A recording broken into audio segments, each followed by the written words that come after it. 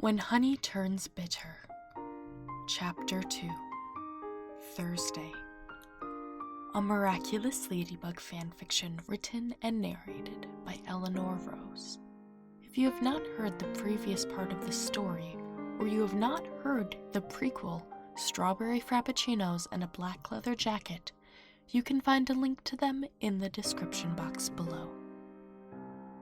Make sure you give this video a thumbs up and comment down below to help the YouTube algorithm to show support for this channel. Chloe woke up at 2 in the morning, choking on air as feelings wrapped around her throat. She wasn't crying, but maybe she was. She couldn't tell. She might just be sweating, or perhaps her eyes were swollen from lack of sleep. Rolling over in bed to the cool side of the sheets didn't cut it either. She was awake, whether she wanted to be or not, and that meant her time would go to one thing: Adrien. Endless cycles of him and her and nothing but them. If it was this bad already, imagine how it'd feel if Marinette and Adrien actually did something together that would qualify as cheating. She slid her feet to the floor, making the motions to get a glass of water. The moonlight beamed through her patio, the egg chair on the deck making a crescent shadow on the laminate. That's right. Adrien pointed it out for her one night and went on to explain the entire plot of Sailor Moon. Chloe didn't follow his excited explanation entirely, but she must have done a good job nodding her head and smiling because he showed up the next day with the Blu-ray box set. Did she actually want to watch it?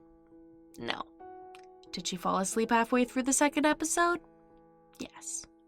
Did she wake up during the 6th and see a battle move that questioned physics? Also yes.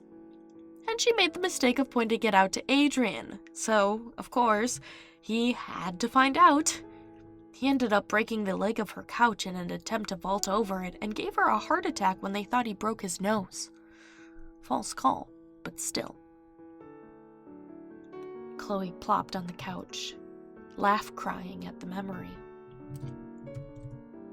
They'd rushed him downstairs, nose gushing out blood, when they ran into the head chef who happened to be trained in martial arts.